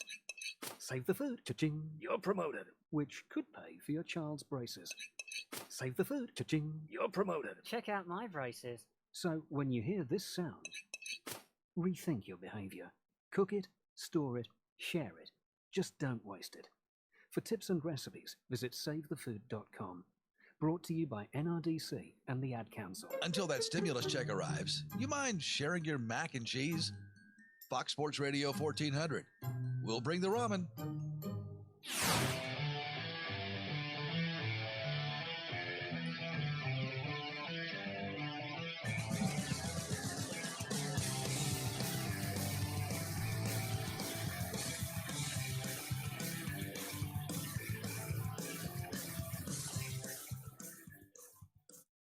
The show that shakes the Southland. Clemson Sports Talk, your website. ClemsonRadio.com, ClemsonSportsTalk.com. I think, if I remember. Check this out before I say it. Yeah. ClemsonTigerRadio.com. Oh. Shocking, right? All of those will get you there.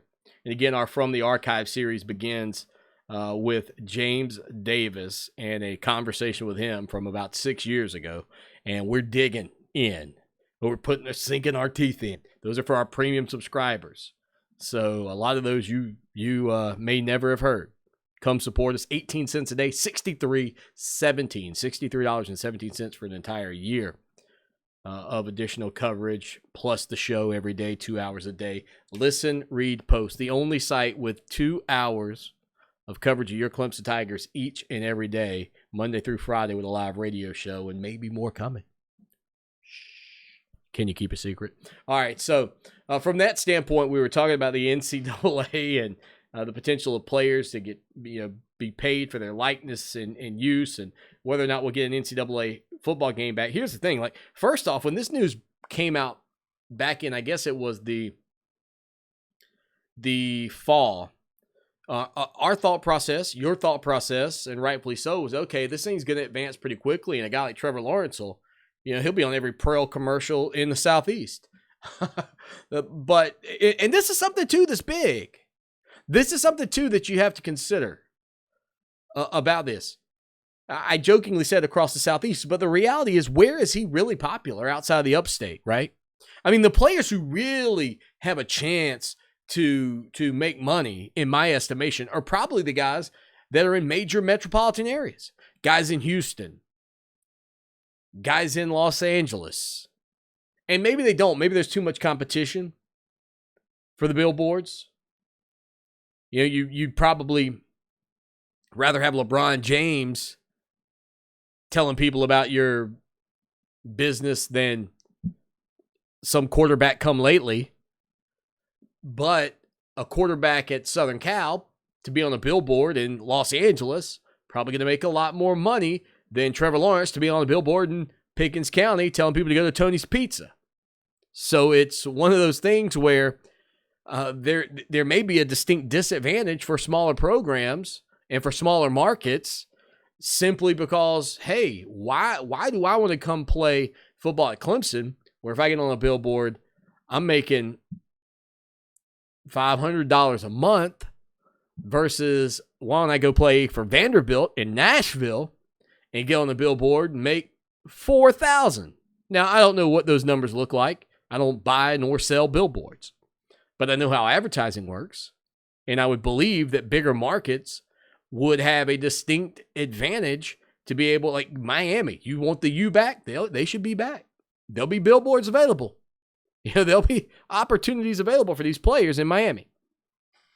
The bad news of this all, though, is even though you thought maybe Trevor Lawrence would be the baby face or the front runner for all this stuff is not going to go into effect, according to the NCAA, until the 2021-2022 academic year. So at the earliest, I assume that would mean in January. And so I just don't, it's not going to be something that's going to change this year, which means there's not going to be an NCAA football game this year for sure, no matter what. And even though I mentioned to you the difficulties with the licensing and not having a players union, now I would not mind. And here's the thing.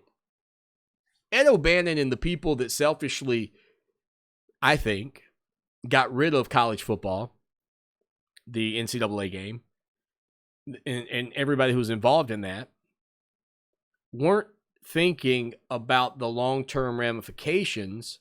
Now, they are probably happy because the players are now going to have a chance to make money. But by getting rid of this game, they have deprived tons of players, hundreds, thousands even, of players, the chance to be in a video game. Because only a handful of guys make it to the NFL. Only a handful of guys get into, be on Madden. But a lot more players and former high school players get a chance to be on a video game collegiately. And if you think, honestly, You know, I guarantee you, it's not 80-20. It's not 90-10. This complaint about not being compensated for your likeness in a video game was probably about 99.1%. 99% of the players would love to have been on every single version of NCAA college football that's come out ever, and would have loved to have been on every one that would have been produced. Players want to be on these games. Why do you think they have the creative player built in so that when you're younger, you can build your guy in the game? You think Travis Etienne doesn't want to run the football with Travis Etienne? You think Trevor Lawrence doesn't want to be the quarterback with Trevor Lawrence? Get out of here. Absolutely, those guys want that. And it was ripped away from them. I called it selfish reasons earlier. I get it. These guys wanted to be compensated for their likeness. I get it. But again, maybe one fix, because it would fix it for, I think, a lot of players, if not all, 99%, maybe nearly 100, maybe even closer to 100, 99.99%. And the fans. I mean, is there a way through this licensing agreement that the schools could collectively, when a player signs, say, hey, look, you have the right to sell and utilize your likeness, but a byproduct of that is we're going to have the game. We're going to have NCAA football. You're going to be in it. Sign here. You're not going to get compensated for that. That's something that's not going to happen. But there's got to be a way around this. There has to be. It was the single best game, college game, in existence. And it's been stolen from me. For what? $2 and a bag of chips? I mean, for crying out loud. Now that the players are going to be able to be compensated, I would figure out a waiver form or something. They could say, all right, we just want to be in the game. And if players don't want to be in it, let them sign. You know, hey, okay, fine. We won't have you in. That's another option. You can opt in. Give them the opt-in. Hate it. Hate it, hate it. Final segment. We put a bow on the show that shakes the Southland right after this. Special people make the Midlands a special place to live. They're the CEOs who make our businesses thrive. Find out who they are as we showcase CEOs you should know. Every Tuesday and Saturday morning between 7 and 8 on iHeart Radio. Lawton Swan here, and I know in sports we're always talking about the big guy. Well, let me tell you, when you're buying a car, you don't need that. What you need to do is head down to Orangeburg to my good friends at Ferry Chevrolet Cadillac. 4 generations of family-owned business right there at Ferry Chevrolet. No dock fees, no tricks, straightforward pricing in a low-pressure environment you'll love. Check them out online, ferrychevrolet.com, or call them 803-536-1600. It's Ferry Chevrolet Cadillac, just a short 30-minute drive off of exit 145A in Orangeburg. iHeart Radio Earth is here with little tips for a healthier planet. With everyone in your family home, the refrigerator is working overtime, but there are ways to help it run more efficiently, like reduce the amount of time the refrigerator door is open, don't put hot foods in the fridge, and keep your refrigerator at 35 to 38 degrees Fahrenheit.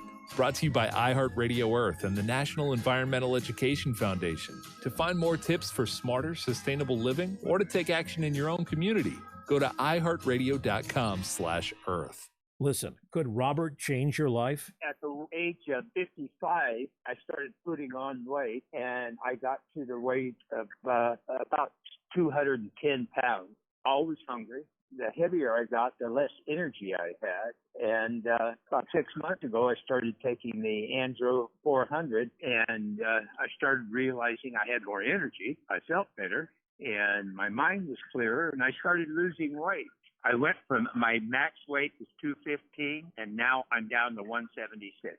My waist size has dropped from a 38 to a 32, and I've lost these big love handles that I had on my side, and I just look a lot slimmer. Since 2004, Andro 400 has helped men lose belly fat, gain energy, and to look and feel their best. Go to andro400.com for more true testimonials, before and after photos, and special discounts. Only available on andro400.com. andro400.com. If you're a customer of Clark's Lawn and Landscaping or Pest Control, just know because of COVID-19, they're taking every precaution possible to protect you and them. Because of our heightened sense of awareness of viruses, you know mosquitoes are responsible for more human deaths each year than any other animal or insect? Oh, it's true. Clark's Lawn and Landscaping can make sure your lawn is mosquito-free. This is the perfect time of the year to introduce yourself to Clark's Lawn and Landscaping at 781-4991. Online, clarksturfpro.com. Adopt US Kids presents Multiple Choice Parenting. Your daughter just had her first breakup. Do you A, put yourself in her shoes? How could he do this to you? And for Sheila, she has split ends. B, console her. Oh, sweetie, this is going to happen a lot. 4, maybe 5 more times before you get married. C, take charge. Got to get this all straightened out. Give a little talking to, man to man, mano a mano. Hey, Steve. It's now a good time? No? Okay, no problem. Bye. Or D, help her find a new boyfriend. I know a great place to meet boys. The internet. Nice, single boys. Never mind. How about some ice cream? As a parent, there are no perfect answers. But you don't have to be perfect to be a perfect parent. Thousands of teens in foster care will love you just the same. For more information on how you can adopt, visit adoptuskids.org. A public service announcement from the U.S. Department of Health and Human Services, Adopt U.S. Kids, and the Ad Council. Fox Sports Radio 1400 wants to help with your bills. Listen to win $1,000 every day from 6 a.m. through 9 p.m. What have you done for me lately? It's a fair question. Just don't lose sight of the bigger picture. Don't forget history. Lucky for us at Clemson, the answer to the questions, what have you done for me lately, and what have you done always, are the same.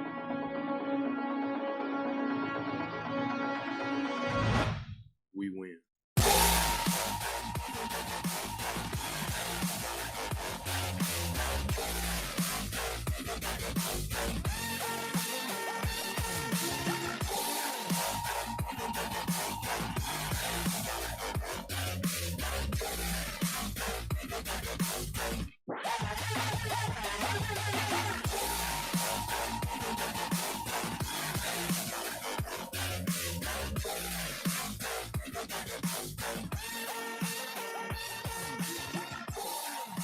Final segment on a Wednesday edition. Again, thank you to Monty Lee. Excuse me, Jack Leggett. We had Monty Lee on a couple of days ago. Jack Leggett, former Clemson Tiger baseball coach, for joining us. And don't forget, tomorrow, a former Clemson Tiger basketball player going to be a part of the program. Top secret, not telling you. Take a guess. If you're watching the show, text us. Let us know who you think it is. 803-450-0086. Never while you're driving. 803-450-0086. One of the cool things about doing the show from home, and I hope the audio sounded good. I know the other day there was some great irony in the program. I was talking about audio and video, and I guess the computer needed to be rebooted or something, but we had a little tick in the audio. Oh, it was awful. While I'm talking about how audio needs to be crispy, I hope this sounds good. One of the great things about it, though, man, we've got 3 cats. Okay, my wife's a cat person. She's always been a cat person. I was, as a kid, not a cat person. We had dog singular for the most part of my life. I not a dog person, but my wife has always been around cats. So when we got married, we had a cat, and then got a second cat, and recently with kids got a third cat. So we got cats galore here. But the youngest, the kitten, still, he just turned 2 the other day. He's a big fan of the show, apparently. He comes in here with me every day during the program and hangs out. What's up, Rocky? How you doing? Oh, he's tired. He's tired.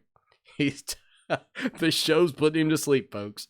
Yeah, so players, their likeness, obviously that's going to be one of the hot topics of the next couple of days. Don't forget, over on our website, we've got our new series from the archives. We'll be trying to get those out fairly consistently for you so that you can follow along with some old school interviews. We'd love to have you come join us over there. And then we're still working on our, My Life in Sports series, where we're diving into so many of these former players and media members. And really, I should probably get fans. Like, I should probably get up with some fans that I know and talk about their life in sports, because the reality is, the commonality of as strange as this time is, sports brings us together. And sports is the thing that I know everybody is really missing. I know you hate that you can't go to the gym. I know you hate that you can't go and shoot basketball. But being at home and turning on the television and catching live sports, like when I got to watch the 1974 World Series, that probably wasn't great in 1974. Then you got, so everything is from the throwback standpoint. But for me as a host, and I've said this from the get-go, and for you as the listener, I've said this from the get-go, and I hope you're beginning to see this. There is time to embrace some of the great things that have happened in the past. And for kids to learn about Jordan. And for kids to hear the stories of James Davis or C.J. Spiller or Jack Leggett. And that's what we want to do. We want to be that outlet for you every day so that you got a place to go to talk about your favorite players, to talk about your favorite memories. And what's really been awesome is when we talk to these athletes. And so when I was a kid, there was a guy named Shelly Hammonds. And Shelly was the star running back at Barnwell High School, war number 3.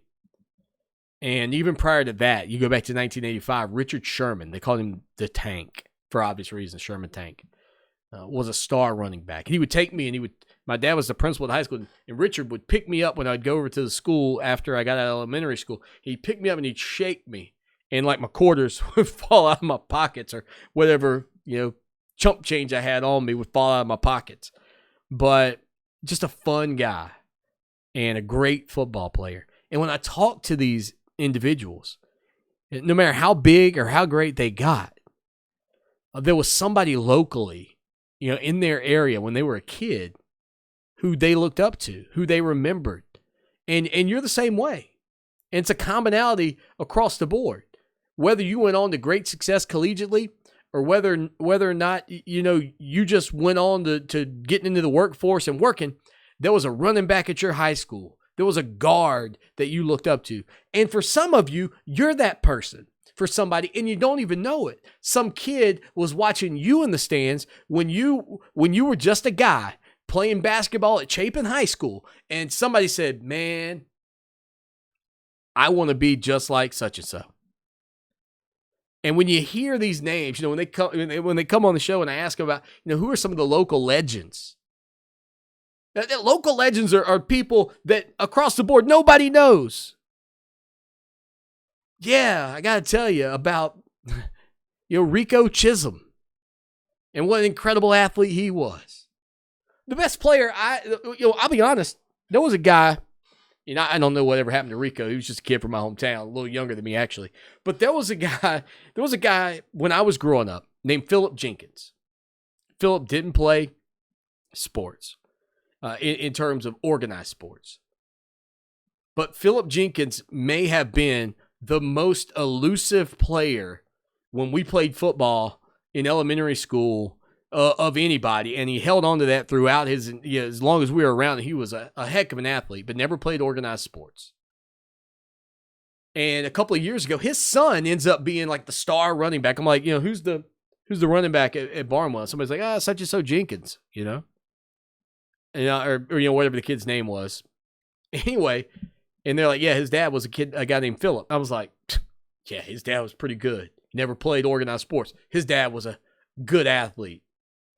And so many of you have those stories built in, and we're trying to grasp those from former Tigers, media members, and heck, we may be turning it over to you at some point. So hit us up on Twitter at Clemson Sports.